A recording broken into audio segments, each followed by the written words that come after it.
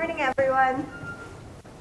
My name is Jane Talbot. I'm the Vice President of the BBBIA, and I am thrilled to see so many new faces and friendly faces that we've known for a really long time. It's great to be reaching new members and existing members. I'd like to introduce you to Hunter Ning. He is with, and he will be leading today's workshop. Okay, thank you, Jane. First of all, I want to thank you, the DVBIA, for hosting this workshop. I'd love to see more of these kind of events as well. I'm a big part of the BIA and I really enjoy the events. So if you haven't been to the events, definitely go and check it out. Okay.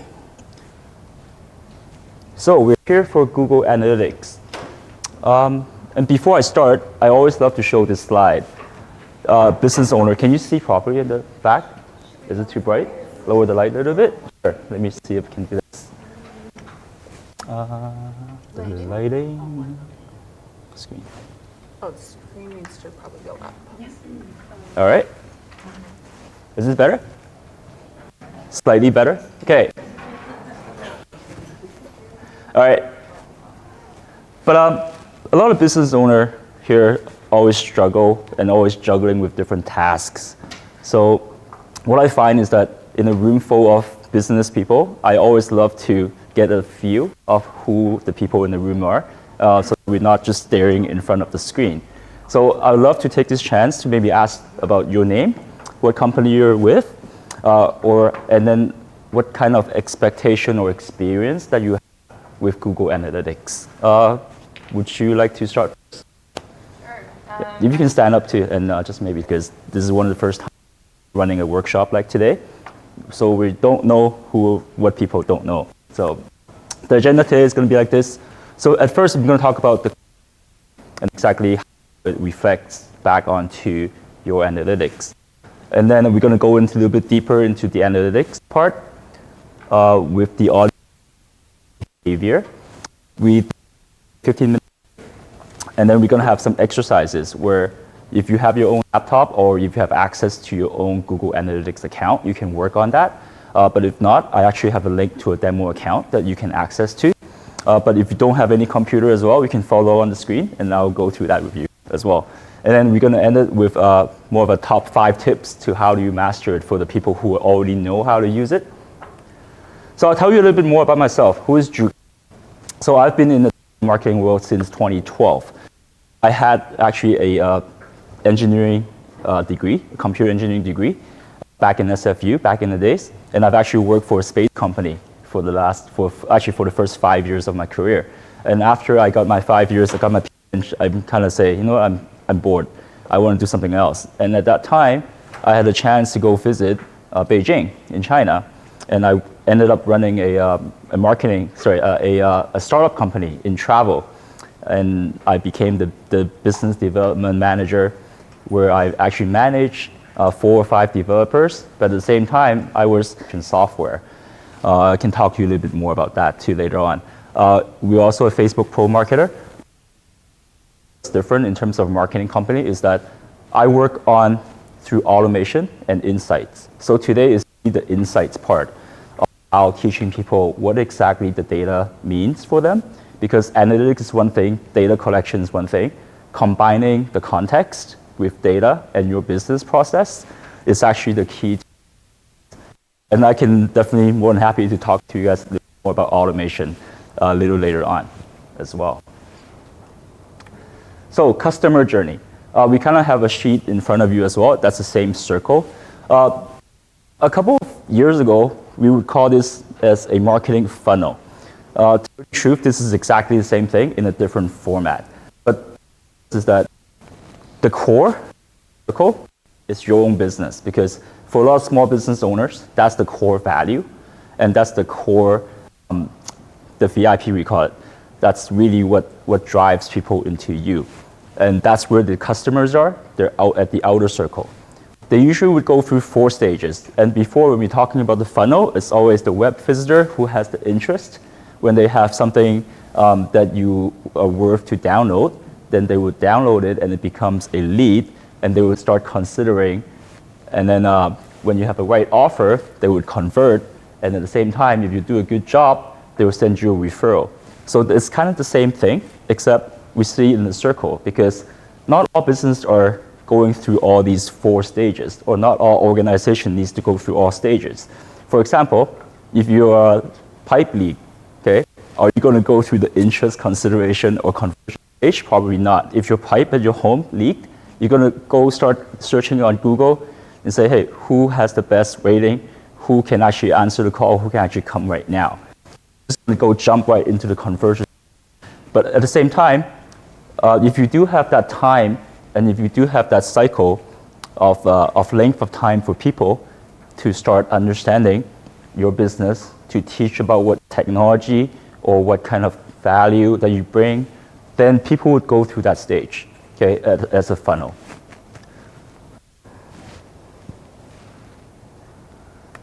So I kind of want to drive that in to see how is that affecting your analytics.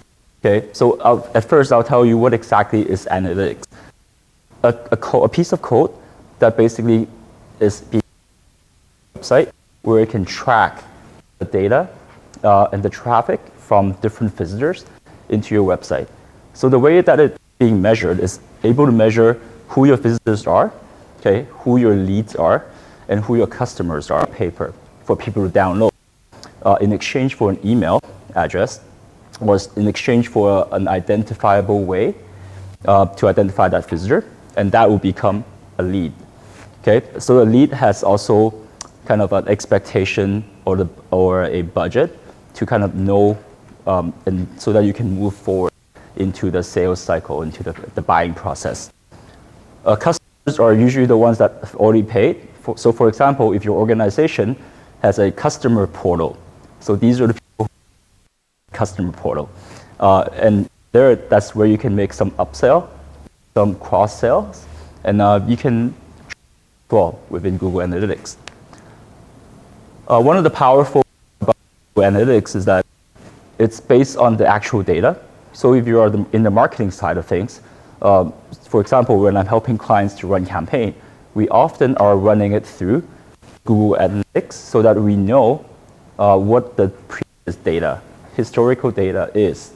And that actually takes away a lot of problems with seasonality, for example. A lot of people in the tourism industry, they go for seasonalities.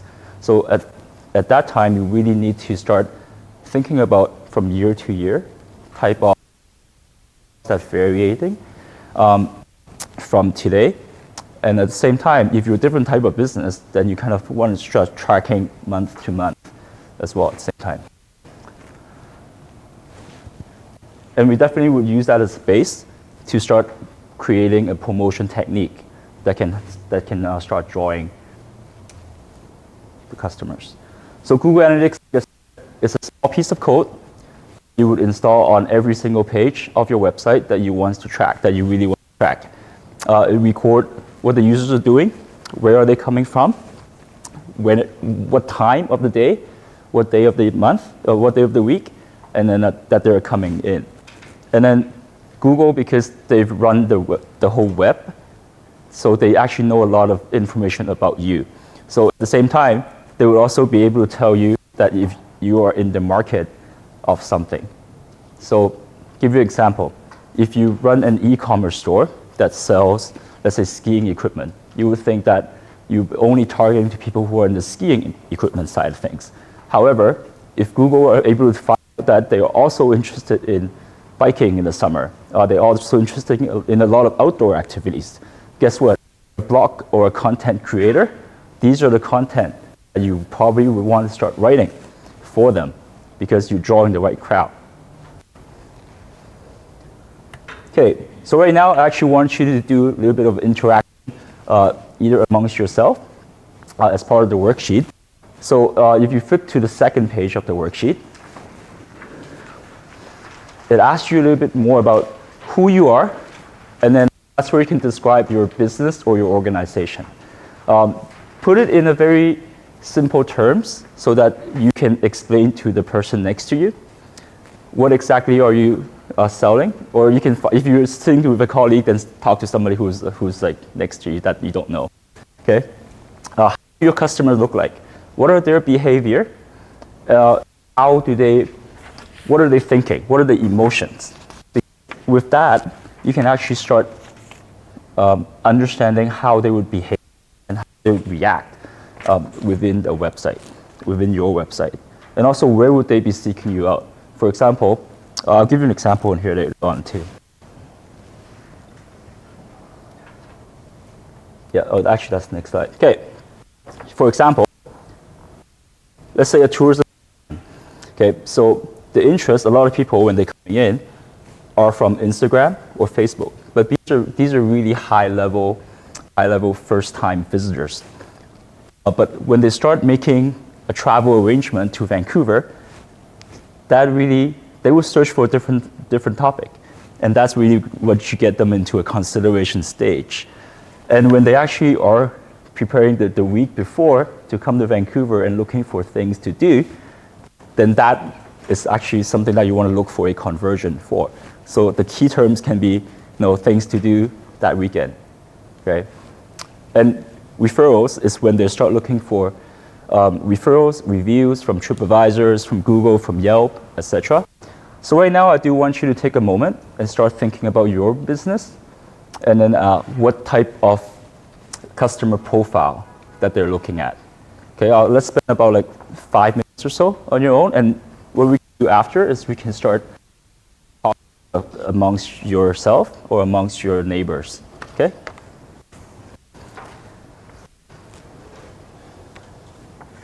Needs as well. All right. Okay. All right. So let's just bring you all back together. Anybody? Some of the consideration with the group. Anybody? Mina? Maybe tell us a little bit more again about who you are, what organization you're with. Okay, so that people have some context. So my name is Nina. I work for Futurepreneur Canada. Can I just read it off of here? Yeah, of course, of course. Okay, so Futurepreneur offers loans and mentorship programs to entrepreneurs between ages of 18 to 39 years old who are starting a business. So that's my ideal customer. And we offer other resources to help entrepreneurs to start their businesses other than the loan. So that's the value proposition. Okay. So the people who are interested in the program are people who are looking for funding and support to start their businesses. The feature is that it's easy to access. The program is easy to access compared to other sources of funding. Where they can get it, everything is online, so it's again easy for anybody from anywhere across Canada to access it. I wasn't sure about the referral. Like, okay. Does that mean where they would find us at last point? Yeah, it could be. So it can be your past entrepreneur success that you showcase. Right. Yeah. Okay, so that would be, again, website, Facebook, Twitter, IG, also events. Does that count? Oh, yeah, of course it does. Okay. Yeah. Okay. I got a feeling that a lot of these people who are interested in Futurepreneur or starting up their own business, they probably like to watch Shark Tank, Dragon's Den quite a bit as well. That's true. Yeah, some of them have been on Shark Tank, well, on Dragon's Den. Yeah, there you go. There you go. Yeah, and also what state of mind or emotion that you think that they're in at a different level, a different stage. Okay. So at the interest stage, they would be thinking about becoming self-employed. So it's like high level. Would be planning to start a business. They pick one idea and they start planning that. And when they realize that they need that extra support, which is the money and mentorship. Okay, so because I've actually been a mentor of the Future before as well, so I quite know your organization, how it works. So what I feel like is that with the interest stage is when people are clicking on maybe ads to say, hey, how do you access startup resources or startup loans? All right, that's how I would think about it. With consideration is when they start coming into some of the events.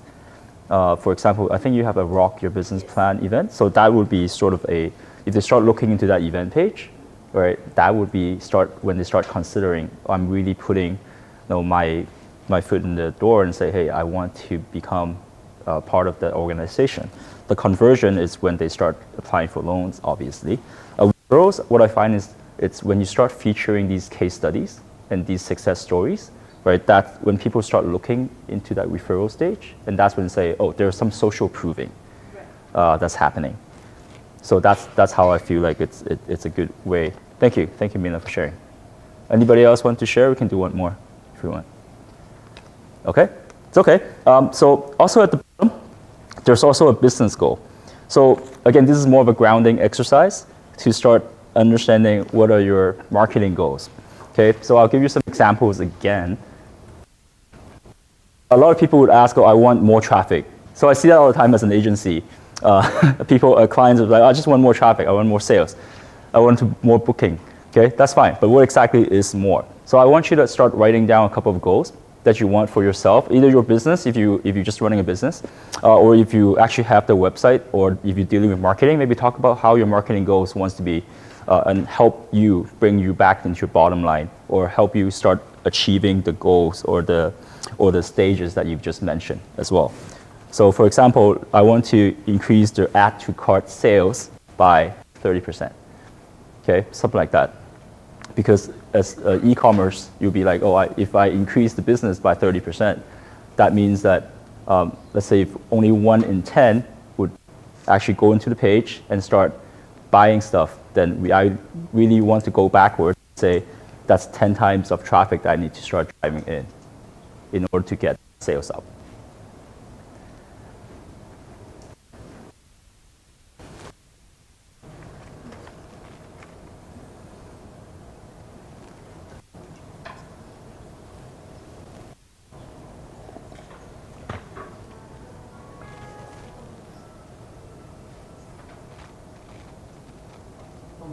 Yeah. Could you say like multiple people working from the same organization? Could you have different goals from your colleagues? Of course. Yeah. Of course. Because like I work in graphic design and communication, Nikki works in membership, so her goals could be about either getting members more engaged, where mine's more about communicating. Yeah. Of course, but look back at the circle. Yeah. You all want them to be going back and channeling to the core organization's value. Yeah. Really, that's really what you're looking for. Okay. All right.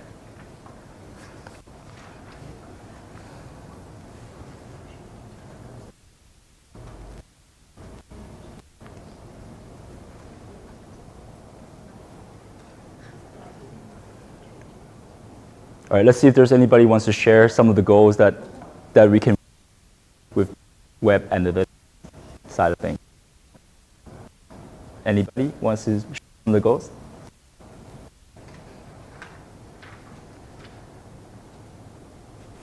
Sales leads. Okay, sales leads. Yeah. I guess 10 to 30% more sales. Okay. What does a sales lead mean to you? Like, how would it be reflected back onto the website or into the analytics that we can track? Well, somebody come to the website, they're either frustrated with existing IT or we sell IT support, or they could be looking for, am I getting value from my bang for my buck from my current provider? So they might be searching.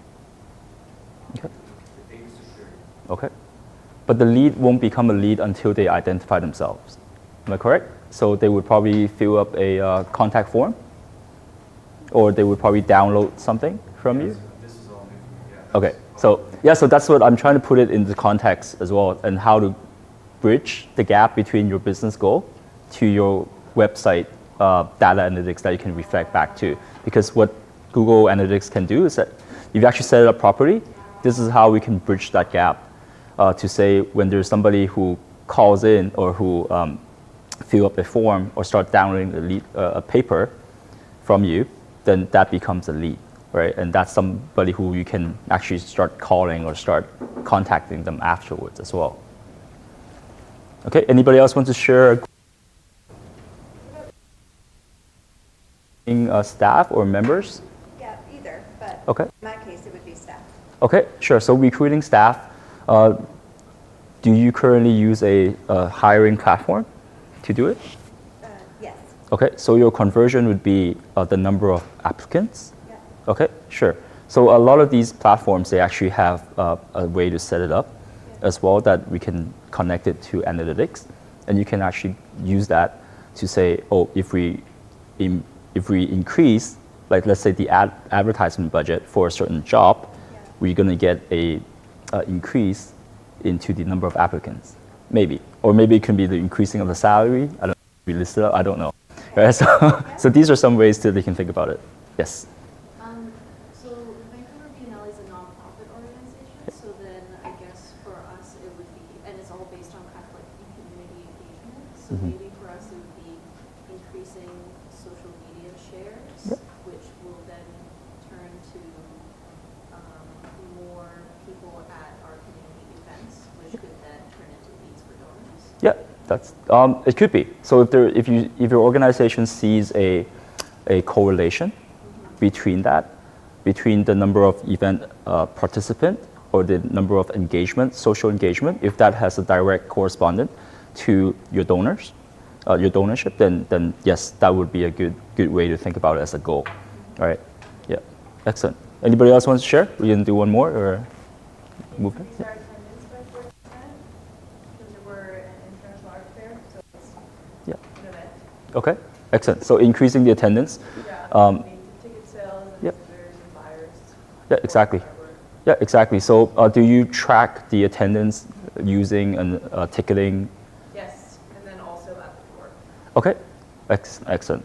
So a good way to think about it is start thinking about from year to year. If you only host your event once a year, then start thinking about whether your, let's say, number of people who browse on the event page has a direct correlation to your actual purchase, right? So I think that would be a good way to think about it. Excellent, excellent. Okay, so let's move on to of the analytics again.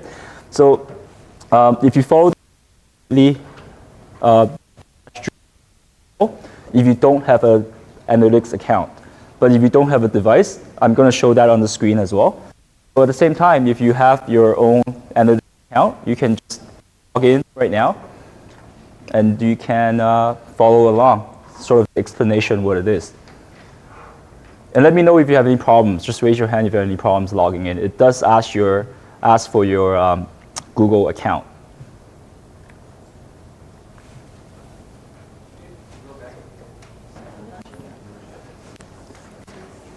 All right, so if you don't have it, I'm going to show it on the screen. So this is actually a Google demo account. They on the side they sell Google T-shirts and mugs. So if you actually run some merchandise from them, that's a good place to be, the Google merchandise store. And they actually open it up for us so that you can see how they're doing in terms of the store. Okay, so everybody kind of see this properly. So when we start logging in, this is the page.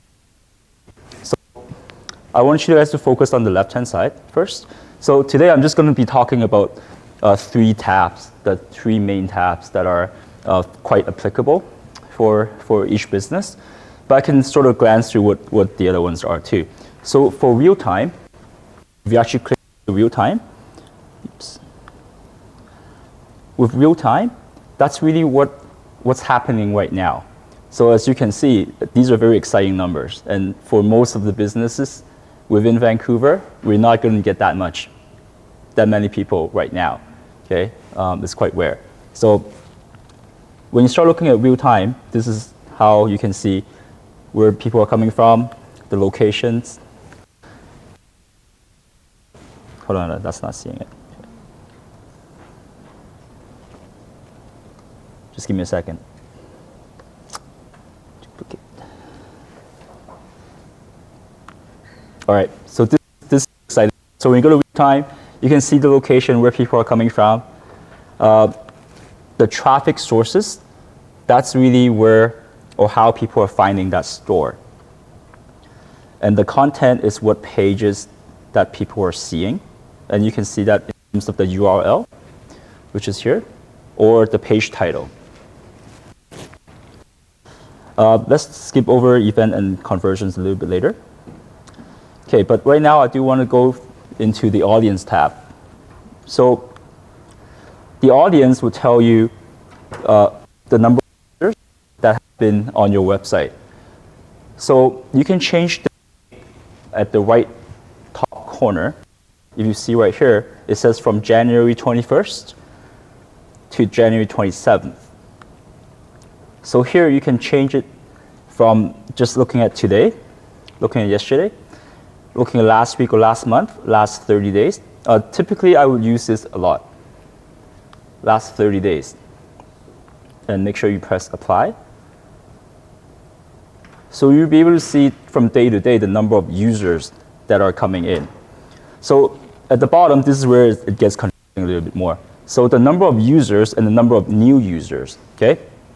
So with the number of users, it really just tracking the number of people that are on the site. With the number of, but a lot of times they would repeatedly come back to the site, and that's what distinguishes between the new users and the users. There's a lot of questions that people would ask too about what are sessions. So sessions is when, let's say for example, if you open up your Internet Explorer, your Chrome, or your Safari, if you open up multiple windows, okay, onto the website, then they would count you as one user, but they would count you as multiple sessions. Okay, a lot of people also would probably, when they start buying stuff, they would go onto a website, then afterwards they would start looking at reviews. Let's say they end up going back to work, and then they forgot about the site that they opened up on their phone, and then after or during lunchtime, they would go back to the phone, and that would actually, what it does is it opens up a new session for the. That's why we always see more sessions than users. Yeah. The same person is your website, but through different browsers, it will be considered as the same user or different session? If it's the same IP, they're very IP or the device driven as well. So that's a very good question. That's a very tricky one.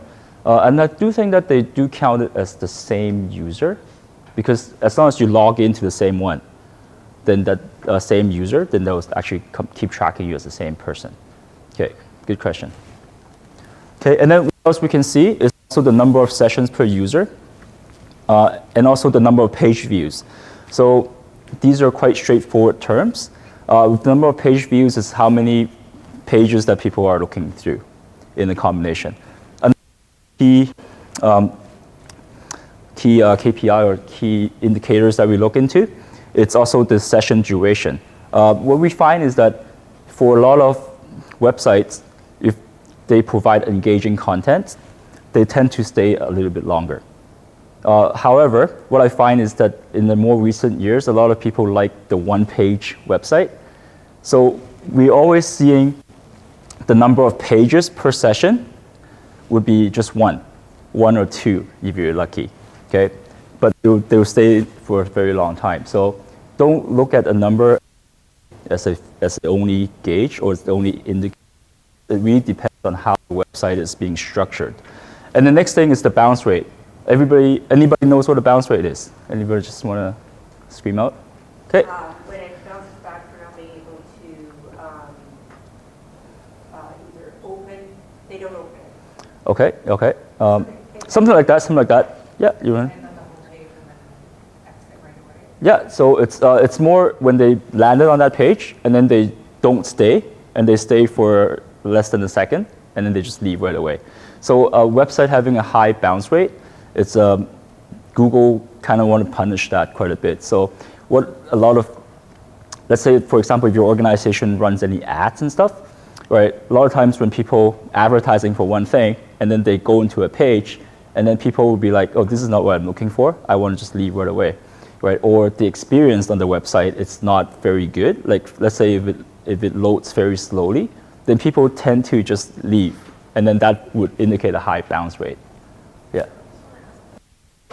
So does Google measure the bounce rate based on like how long the person's been on the page, or just whether they leave that one page? So the question was that whether Google measures the bounce rate by the duration of the time that people are on the page, or if they only stay on one page and they just leave. So the answer is that if the person stays on the page for more than 1 second, then they will not record that as a bounce. Yeah, that's right.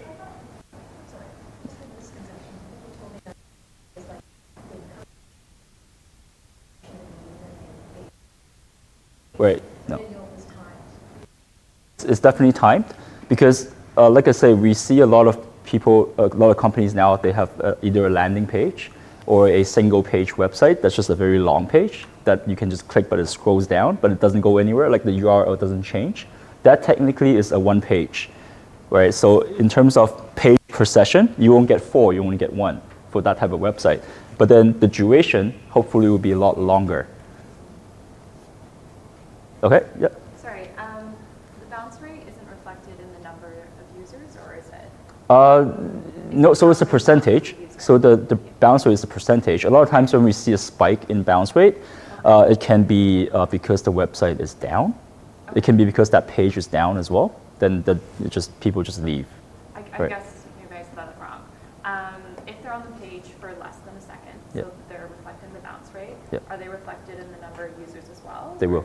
They will. So they will be added. So the question was that if a person go into a page and then they just leave, they will record the number of users, the number of sessions, and number of page views. Okay. But they will just bounce. Regardless of the time. That's right. That's right. Okay. Sorry. This. Please. Good. So is the password for the whole website, or can you look at this specific? Yeah. So this is an overall view. So this is for the whole website. But what you can do is we can go through a little bit deeper into the different tabs, and you can start seeing what pages has higher bounce rate. That's a good question. Yeah. What's kind of a normal bounce rate, or does it vary? It varies quite a bit. Typically, is the lower the better. So what I find is for different pages, they have a different characteristic. So let's say for an FAQ page, for a frequently asked question page, so think about who they are. So when I'm buying something, let's say in e-commerce, I look at the product, I'll just swipe it or I just go to the next product, you have a high bounce rate, right? But whereas when I'm starting to consider, now we're going to go back to the circle again. If I'm actually consider buying, I'm happy with the product, I'm looking to see what type of review that people have, for example. I want to see how the company does with shipping, with refund. That's usually where the shipping policy or the refund policy is. That tends to have a low bounce rate because people are actually reading as well. So yeah, it's definitely depending on the content. Okay, I think there's a question back there somewhere. No, I just want to know the difference between the bounce rate and exit rate. Oh, okay, yeah, so that's a good question. So exit rate is usually when they actually stay on the page. So the question was the difference between bounce rate and exit rate. So bounce rate is when they just land on the page and they just leaves. But exit rate is when they actually stay on the page, okay, and they actually decide to leave the website. So that's the exit rate. The website, not to another page. Not to another page, the website in general, whatever is tracking, yeah, on this property, okay? There's actually a lot happening with audience tab as well. So here you can see a lot of lifetime value or the cohort analysis is a little bit more advanced, so I'm not going to go into that. But what I find is a lot of the analytics account, they actually don't look at the demographic, or you have to enable it. So it's not on by default. It's not on by default. So one of the first things that when you have an access to your analytics, to make sure that that's on. Because it will tell you your age, your gender, your visitor's age or gender, which will help with your content creation. As well as what we talk about as well, it's what type of interest that they also have. And that's where you can find it under the interest stage. As you can see, I guess a lot of people looking for employment are also looking for the Google Merchandise Store, or maybe they're going through analytics type of training, and that's the account that they've been driven to. Okay, so that can be it too. So with these kind of topic, you can start tailoring your content to start market to these people as well. Anybody actually using their own website right now? Yeah. Do you want to share some of the interests that maybe you find that you didn't know? Yeah. We monetize people's YouTube videos and we make money Yep. from them. And it's interesting to know that we market a lot domestically, but actually Canada is way down the list in terms of location. Yeah. We're like the 9th, so that's interesting to know. Yeah, this is actually where you can find it too, is under geo. No, this is perfect, it's perfect. Great leeway. So you look at the geo, this is where you can find what country people are coming in.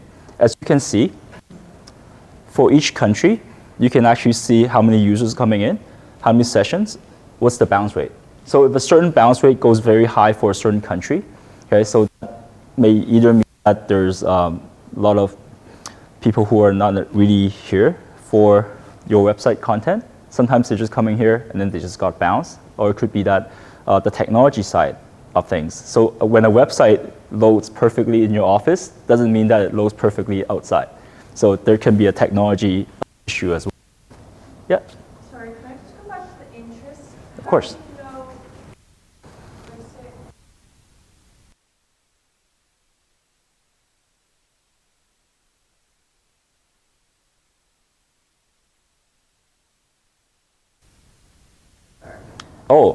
say, So Google runs their internet. You probably would have a Gmail account. You probably will be browsing on other stuff when you're logged in. So when that happens, Google kind of compiles all these data and they will start selling it back to advertisers and also as web users like us as well. So that's how they combine these data as well. Facebook does the same thing, right? So this is why they're all able to offer a product for you for free because we are the product. It's a good question. Good question. You got a question? Yeah. Can you find, I guess, in Facebook, can you find that same kind of information like in the sites? Yeah, so the question was that in Facebook, can you find that same type of information? And the quick answer is yes, but not as in-depth. That makes a great second workshop topic. You want to work on it a little bit more. Not as in-depth, not as in-depth, yeah. is it similar where you have to pay for a service as this is? Oh, so Google Analytics is actually a free service. As long as you put in that tracking code, it's free service. It's a free service that you can ask, if you have a website, you can ask your web developer to install the tracking code for free. And what's the catch? What's the catch? They take your data. They take your data. Yeah, that's the catch. Have it? Pardon me? Don't they already have it? They already have a certain level, but with analytics, they would be able to know, for example, what interest that you have, okay, what behavior that people would have. So that's like a deeper level of knowledge for them. So, yeah. Could you have two websites on one account, or do you have to have a separate account? Okay, that's a good question. I didn't go over that at all, but I'll just quickly go over this right now too. So the question was that can you have multiple websites on the same account? Okay, so the way that the account is being set up, it's if you click on the little gear button, that's the admin button. This is where it separates between account, property, and view.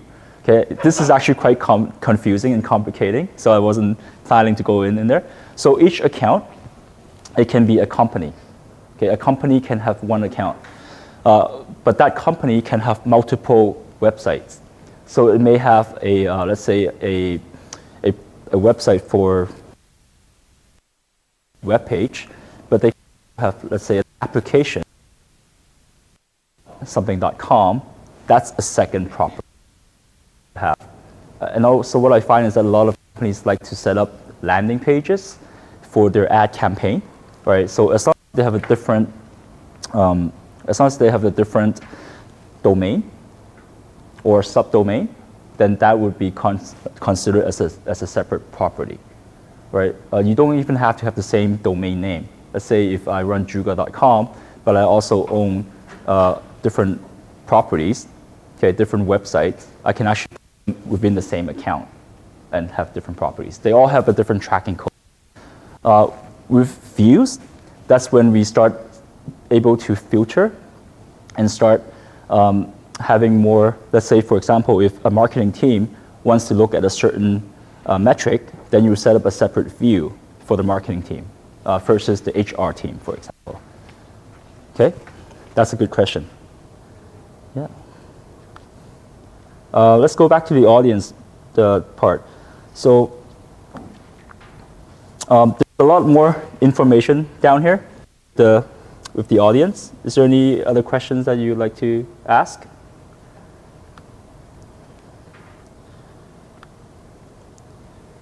Okay, and then the next part is the acquisition. So acquisition would tell the sources of traffic are coming from.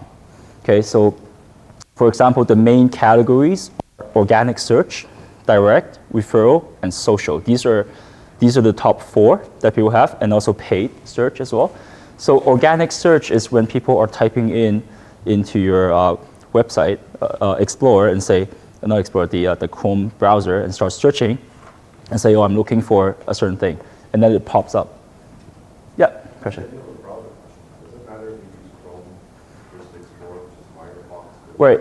So Google actually programmed it so that it's the large, the major ones, they are part of the organic search.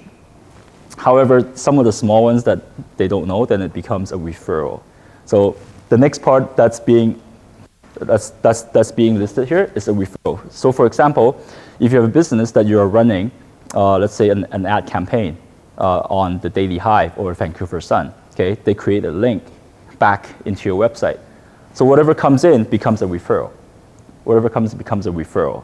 So if Google doesn't recognize that browser, all right, then it will become a referral as well.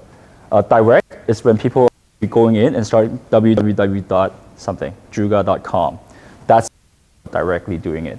So when a lot of organizations are running, let's say a mailed out campaign, right, that's when we see a spike in the direct traffic, because people don't necessarily, or people would be directed to go into a certain URL. Let's say if you're running a campaign, then that's when they start entering in directly into that. Social is when the social media stuff, Facebook, Instagram, that tends to be the top ones right now. Of course, there are other social medias that are growing. Again, if Google are not able to recognize that, then it will become a referral, or even others. So with paid search, that's when you start paying Google ads, or you start paying Bing ads, or different type of ad network. It will come in, kind of a tag that says it's a CPC, which is cost per click. So that would be what contributes into what a paid search is.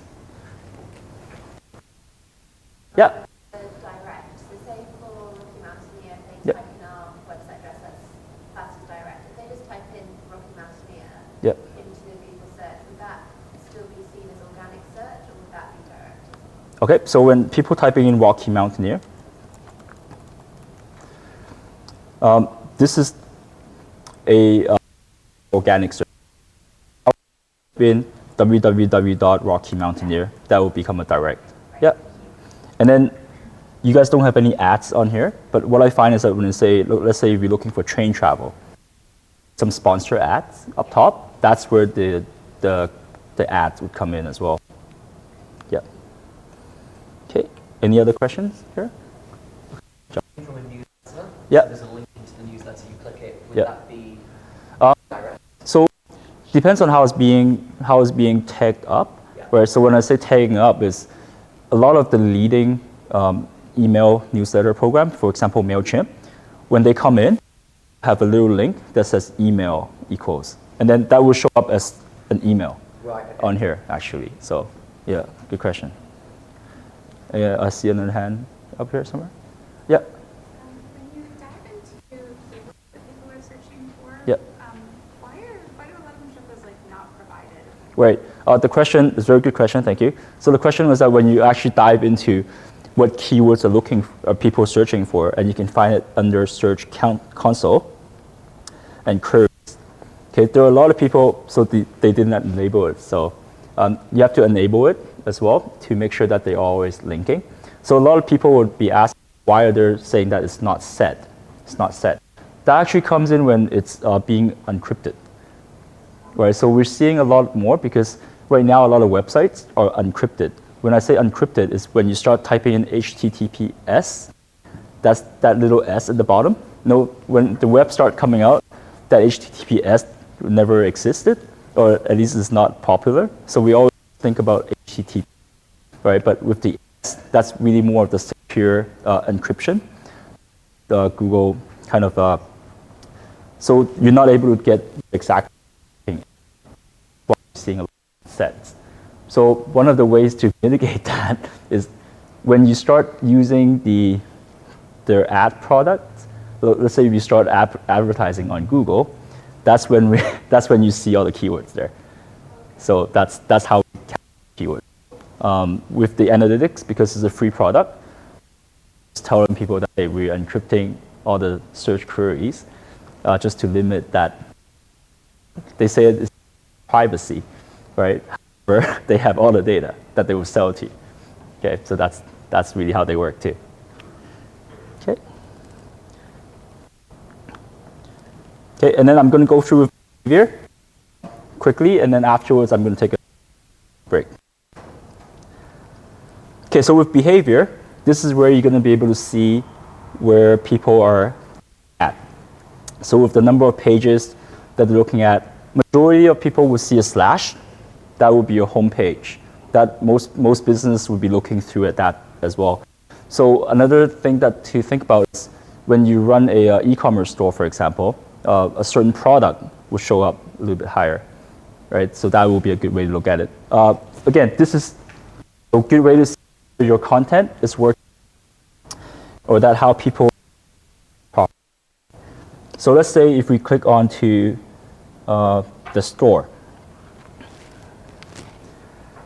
Okay, if you can actually click onto individual pages to see what or where they're coming from. Okay, the number of time that they're on the page. And this is a little bit more of an advanced topic for those who had some access to it as well. You can actually click on something called secondary dimension. So remember how we talk about audience, how we talk about acquisition, and how we talk about behavior. We can actually start crossing these data together, and this is where the power comes in. So let's say I'm interested to see where are these people coming from who are visiting this store page, and how are they differentiate from each other. So let's say I'm looking at acquisition, I'm looking at source medium. This would tell me, so as within the same store page, majority of people are coming from organic, okay? And then there's a good handful, 28% of people just directly coming in. And then what I find is intriguing as well is you can see if there's a difference between the bounce rate as well. So when people are looking at, let's say this page, I'll be comparing the organic and the cost per click, because I'm spending money advertising. I want to make sure that it's reaching the right crowd, and I'm also wanting to see if it's actually the right audience that are coming through. So I would totally compare between these two, and making sure that whatever the ad is matching the organic at the very minimum. Okay, so this is a good way to start using analytics. You can start using dimension, help you understand who the people are coming in through. Any questions? Joshua. You don't have to go into it now if it's really too difficult, but is there a way to block your own IP address? Yep, there is. So the question is there a way to block your own IP address? And the answer is yes. So under View, you can create a filter. And then that's where you can say you can block out the IP address coming from a certain IP. A lot of times we find there's something called the bots. So bots are usually a lot of spam traffic. It often comes in through a certain countries only. So a lot of times, like if we know that we have absolutely no business with that country, we'll just block that country out as well. So that can happen quite a bit. Question. Any other questions before we go on the break? Okay, so we're going to take a 15-minute break. It's now 9:35. We're going to be, let's do 10 minutes if that's okay. So we'll come back at 9:45, and then feel free to mingle, washroom, coffee, tea, and then if you have any questions, come up and ask me as well.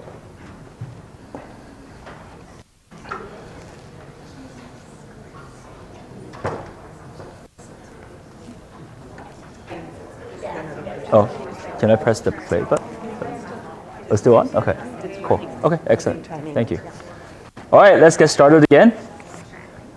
So this is now the exercise page. So now that we've got some knowledge, fresh air, let's go through an exercise together. I don't think we have that much time to do too many exercises, but why don't we go through with one exercise today, and then I have a quick presentation as well. So 10:30 is the right. So okay, so let's do that.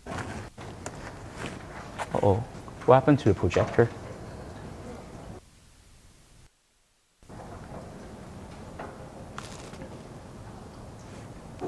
Excellent. Go into the exercises. If you can actually flip into the next page, the exercises.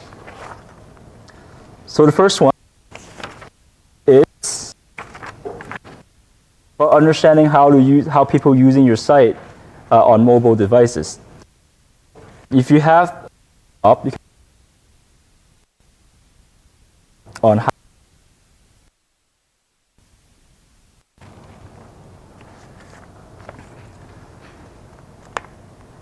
okay. Let me just switch back.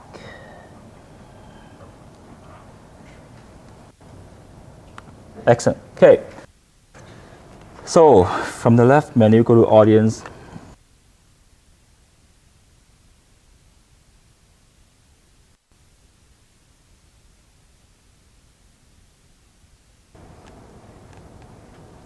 I beg your pardon, sir? You said you want 30 days, Yeah. So the first thing that you do is probably go to the corner to make sure that it's under last 30 days. oh, okay. So this is where you can change it.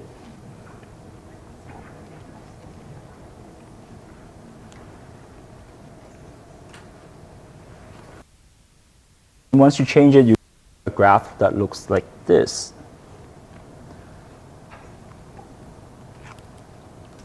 Okay, we go through the exercise. How many new users are coming from mobile? So that's the number. Will we get that? Yeah.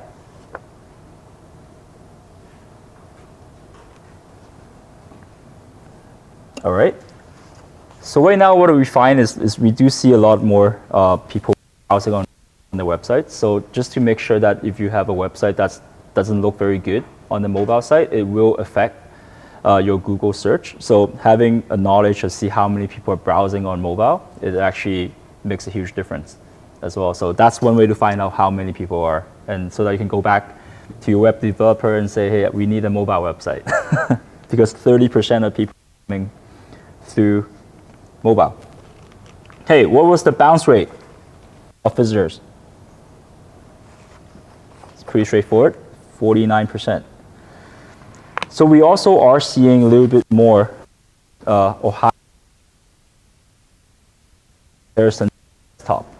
Okay, so that people are not having as good of an experience on the mobile site.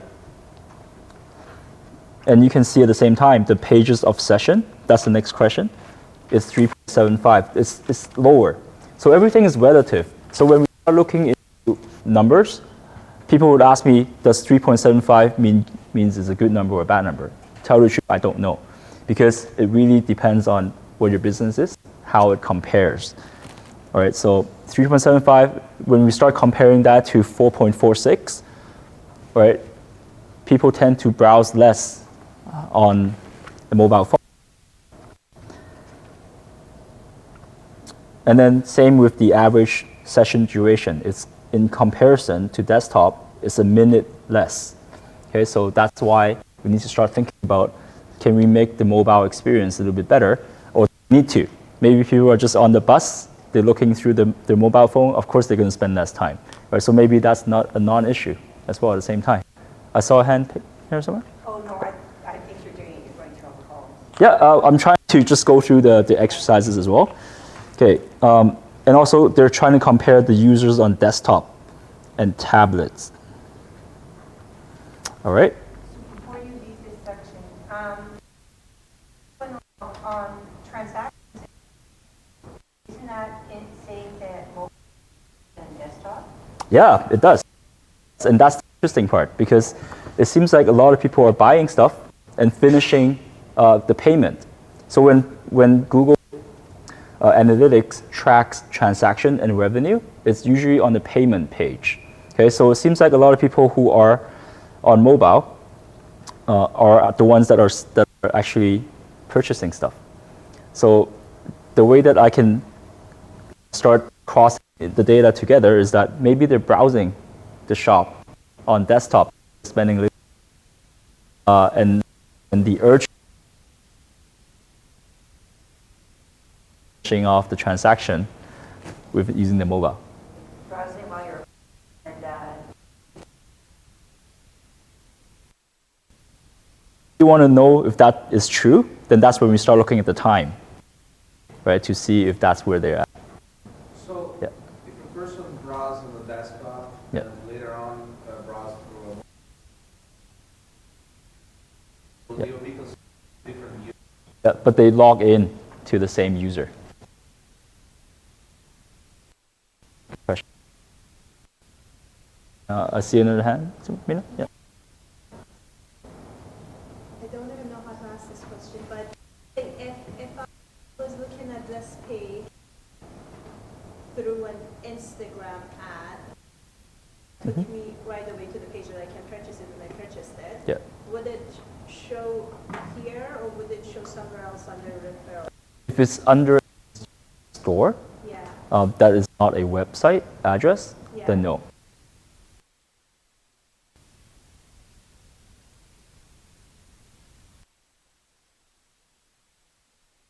So that's a great question. So a lot of people like to shop on Instagram now, and when that Instagram store, and it's the same with Facebook store too, Yeah. right? You can actually create a purchase within Instagram or Facebook as well. And those don't get tracked under Google Analytics. However, if you want everything to be tracked, the best way is to create an ad that drives them into a product page onto the website so that they can actually finish the transaction in your website. Okay, great question. Move along. Question number 3, from the left menu, go to the audience, mobile devices. Just seeing what type of devices are the most popular, and wow, iPhones. 30% of iPhones. Wow, crazy.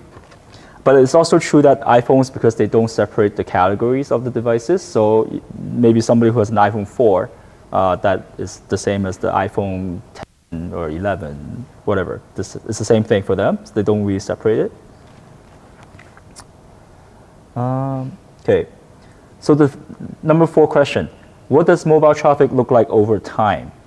Okay, so one way to do it is if you go to the corner where you change the date, so we're still on last 30 days.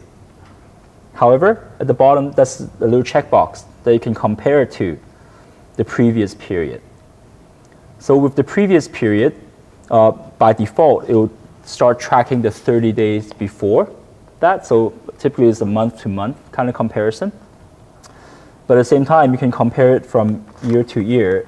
So it can be from 2018 to 2019 as well, if you want it to be. I'm just trying to see if that works. But there you go. Okay. You can compare it to previous year as well. So when you start pressing apply, you're going to see 2 lines. So the orange line, as it denotes, it's the year before, and whereas this year is the blue line. So you can see from like a seasonality perspective, you can start removing that seasonality because you start comparing with the same month, year versus the last year. So in here, what we're going to see is we can see that there's 22% decrease, okay, in terms of the number of organizations. It's important to start comparing that between the years to see whether that the same people are coming in or the same level of engagement are coming into the website as well. So it'll be interesting. So for those of you who are kind of working on their own website, I'm curious to see, are you able to see something like that within a year to year? Yeah, would you like to share some of the things that you have seen as well for your website?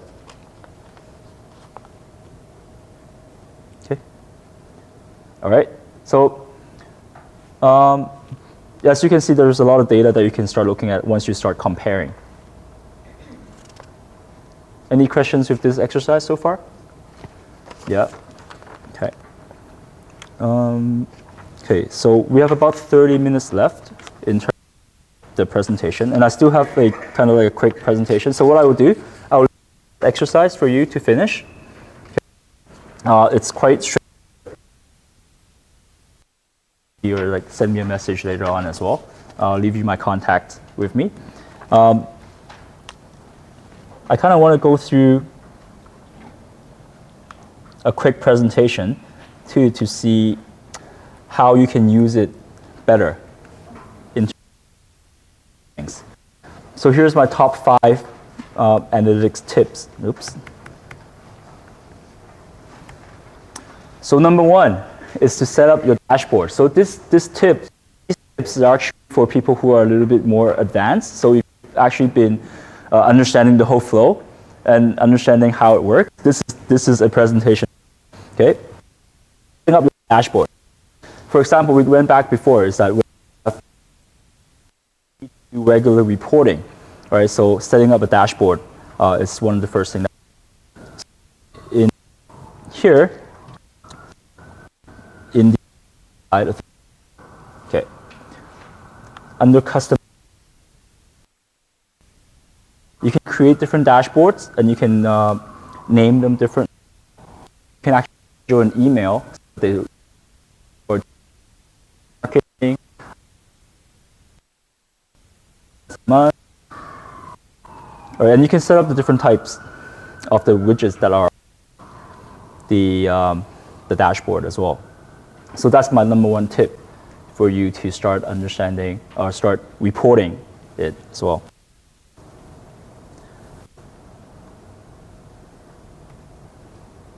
This is kind of how it looks like. You can also set it up so that it can has the transaction values in there as well, and what type of products is being the best sellers for your store. Okay, your number 2 is knowing your audience. So again, because a lot of the analytics accounts, when they were loading up, or by default, that demographic tab is actually turned off.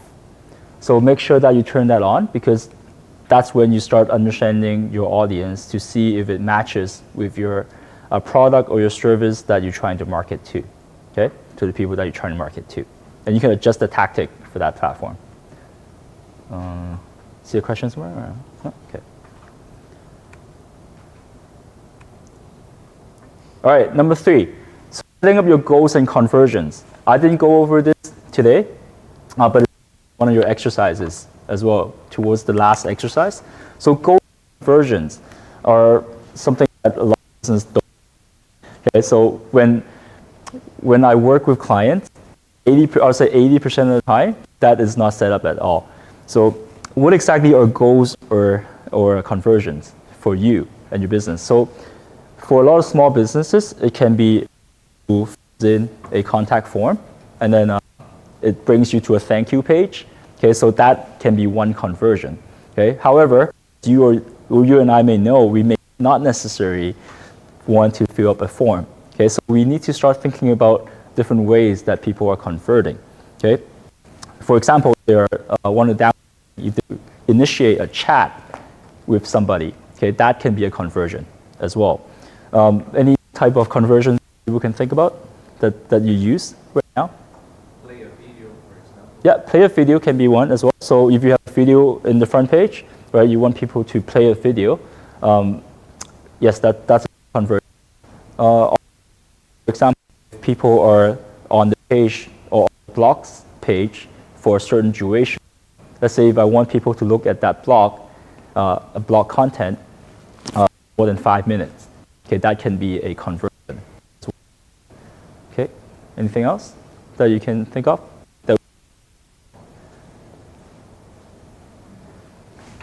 Yeah, so newsletter signups, that can be another one. Account creation is another good one too. A lot of services, they offer a trial for 14 days or 30 days, right? So measurement is how many people are signing up and how many people are retaining after the trial. So that's a good good goal and good conversion that needs to be.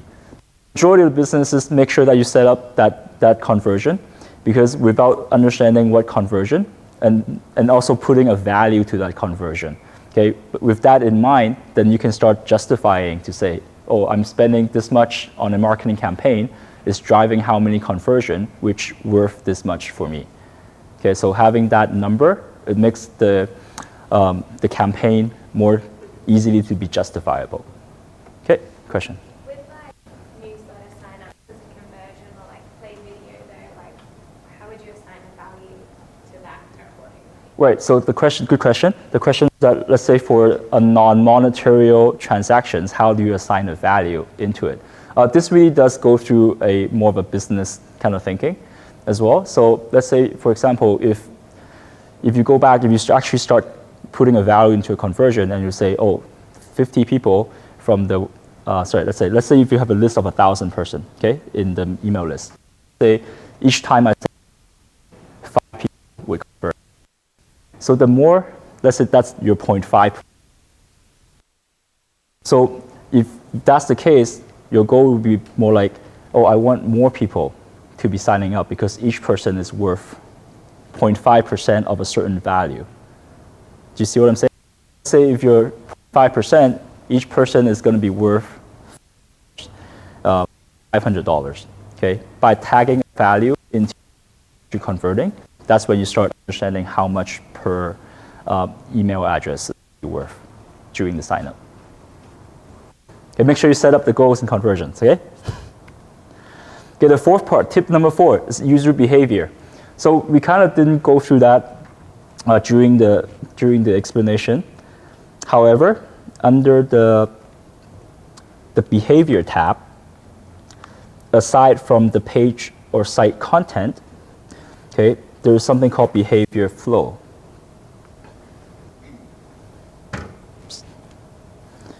And with the behavior flow, it shows you how the user are coming in step by step. Okay, with the green boxes, this is where people go from, let's say, the home page to a page that they don't know where it is, to not set. Okay, but with the red, that's where the drop off is. So people are leaving the site. How your customers' journey is going through your website, and how are they actually purchase from your interest stage to your consideration stage into your conversion stage. I've gave that example earlier as well, is when online, we look at the homepage, we probably look at the product because we've seen an ad for the product, and then the next couple probably, what is your shipping policy, what is your return policy, who exactly are you? Okay, so that would get captured in the behavior flow. And especially for these e-commerce stores, is when we start, then that means that we need a little bit harder and providing more content, more engaging content on these pages. Okay, so that will start driving up the conversion. So with the behavior flow, it's a good way to start seeing how people are looking it through.